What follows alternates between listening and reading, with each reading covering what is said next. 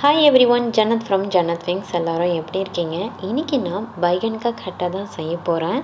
இந்த டிஷ் வந்து பார்த்திங்கன்னா பிரியாணிக்கு ரொம்ப டேஸ்ட்டாக இருக்கும். இது எப்படி செய்யலான்னு நம்ம பார்க்கலாம்.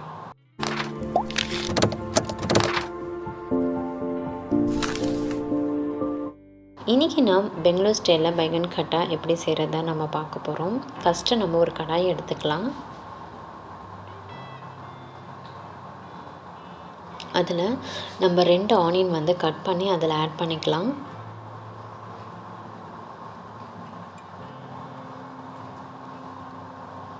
ஸோ இப்போ இந்த ஆனியன் வந்து நல்லா ஃப்ரை பண்ணிக்கோங்க.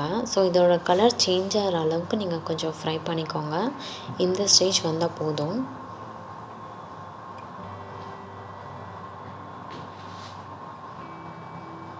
அதுக்கப்புறம் 4 பல்லு பூண்டு வந்து இதில் ஆட் பண்ணிக்கோங்க. அதுக்கப்புறம் கொஞ்சமாக ஜிஞ்சர் ஆட் பண்ணிக்கோங்க. அதுக்கப்புறம் 2 டீஸ்பூன் வந்து கொரியண்டர் பவுடர் ஆட் பண்ணிக்கோங்க. 1 டீஸ்பூன் சில்லி பவுடர் ஆட் பண்ணிக்கோங்க. 1/4 டீஸ்பூன் டர்மரிக் பவுடர் ஆட் பண்ணிக்கோங்க. இது நல்லா கொஞ்சம் கலக்கி விட்டுக்கோங்க.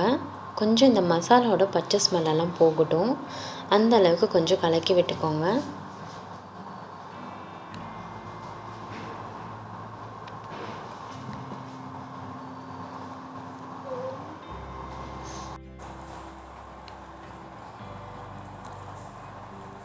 அதுக்கப்புறம் தேங்காய் வந்து ஒரு கொஞ்சமாக கட் பண்ணி நம்ம பண்ணிக்கலாம். அதுக்கப்புறம் கொஞ்சம் கலக்கி விட்டுக்கோங்க. தேங்காயும் கொஞ்சம் ஃப்ரை ஆகட்டும். ஸோ இப்போ இந்த ஸ்டேஜில் வந்து நம்ம வந்து டொமேட்டோ வந்து ஆட் பண்ணிக்கலாம். இந்த பைகன் கா கட்டா வந்து பார்த்திங்கனாவே நல்லா வதங்கணும். அப்போ தான் அதோட டேஸ்ட்டே வந்து ரொம்ப வேறு லெவலில் இருக்கும். இதை வந்து நீங்கள் பிரியாணிக்கு வச்சு சாப்பிடும்போது ரொம்ப டேஸ்ட்டாக இருக்கும். கண்டிப்பாக இதை ட்ரை பண்ணி பாருங்கள். ரொம்ப சிம்பிளாக ஈஸியாக முடிச்சிடலாம். பட் இது ஒவ்வொரு மெத்தடும் நம்ம ஸ்லோவாக பண்ணுறதுல தான் இருக்குது அதோட டேஸ்ட்டே. ஸோ இந்த டொமேட்டோவும் நல்லா நம்ம ஃப்ரை பண்ணிக்கலாம்.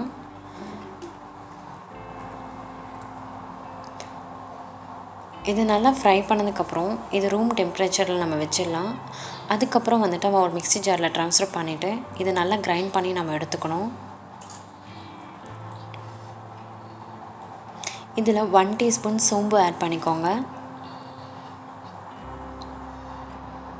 1 டீஸ்பூன் சீரகம் ஆட் பண்ணிக்கோங்க. அதை நல்லா பேஸ்ட் பண்ணிக்கணும் நம்ம. அதுக்கப்புறம் நான் வந்துட்டு அதை ஃப்ரை பண்ணேன் இல்லையா, ஸோ அதே பேனில் தான் நான் வந்துட்டு மசாலாலாம் அதில் ஒட்டியிருக்கிறனால நான் இதிலே வந்து கத்திரிக்காய் வந்து ஃப்ரை பண்ண போகிறேன். கத்திரிக்காவை நீங்கள் சென்டராக 4ஆக கட் பண்ணிக்கோங்க. கட் பண்ணிவிட்டு இதை அப்படியே கொஞ்சம் ஃப்ரை பண்ணி நீங்கள் எடுத்துக்கோங்க. இந்த ஸ்டேஜ் வரைக்கும் இருந்தால் போதும். அப்புறம் நம்ம ஒரு லிட் வச்சு க்ளோஸ் பண்ணிடலாம். ஸோ நல்லா ஃப்ரை ஆயிரும். இப்போ நம்ம ப்ரிப்ரேஷன் ஸ்டார்ட் பண்ணிடலாம். ஒரு ஆயிலில் நம்ம கடுகு இதெல்லாம் கொஞ்சம் ஆட் பண்ணிக்கோங்க தாளிக்கிறதுக்காக. அப்புறம் கொஞ்சம் கறி லீஃப் ஆட் பண்ணிக்கோங்க. அதுக்கப்புறம் மிளகு ஆட் பண்ணிக்கோங்க. அதுக்கப்புறம் ரெட் சில்லி 3 ஆட் பண்ணிக்கோங்க.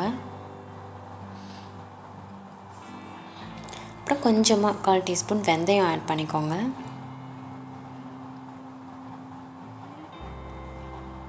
அப்புறம் நம்ம அரைச்சோம் இல்லையா மசாலா, அதை வந்து இதில் ஆட் பண்ணிக்கலாம்.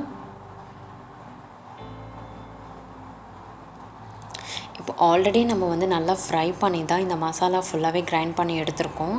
அதனால ரொம்ப நேரம் வேக வேணும்னு அவசியம் இல்லை. கொஞ்சம் நேரம் மட்டும் கலக்கிட்டு ஒரு 5 மினிட்ஸ் வச்சுட்டு நீங்கள் அடுத்தது பண்ணால் போதும்.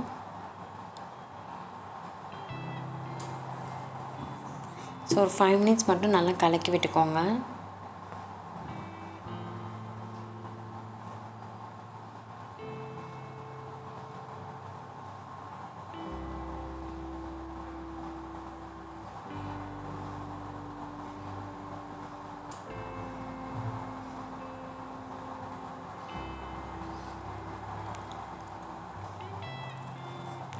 இந்த பைகன் கா கட்டா வந்து பார்த்திங்கன்னா ரொம்ப டேஸ்ட்டாக இருக்கும் பிரியாணிக்கு.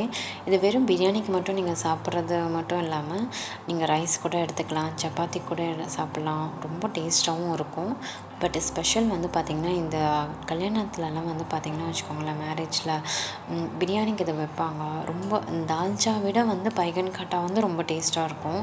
பட் இது வந்து பார்த்திங்கன்னா பெங்களூரில் வந்து பார்த்திங்கன்னா கன்ஃபார்ம் வந்துட்டு மேரேஜில் வந்துட்டு இந்த பைகன் கட்டா வைப்பாங்க. ஸோ அந்த ஸ்டைலில் தான் நான் இதை வந்து பண்ணியிருக்கேன். கண்டிப்பாக இதை ட்ரை பண்ணி பாருங்கள். இதுக்கப்புறம் நம்ம வந்து என்ன பண்ணலான்னா, நம்ம ஃப்ரை பண்ணியிருக்கிற இந்த பைகன் வந்து இதில் ஆட் பண்ணிக்கலாம், கத்திரிக்காய்.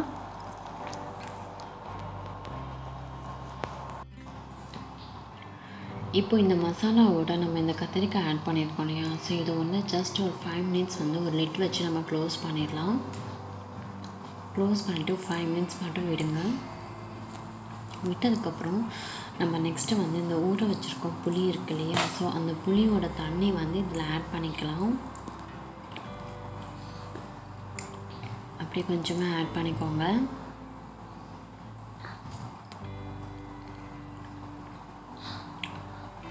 இப்போ கொஞ்சம் கலக்கி விட்டுக்கோங்க. இப்போது நம்மளுடைய சூப்பரான பைகன் கா கட்டா வந்து ரெடி ஆயிடுச்சு. என்னோடய ரெசிபி உங்களுக்கு ரொம்ப பிடிச்சிருந்தா ஜன்னத் விங்ஸ் சேனலுக்கு சப்ஸ்கிரைப் பண்ணுங்கள், லைக் பண்ணுங்கள். தேங்க்யூ. பபாய்.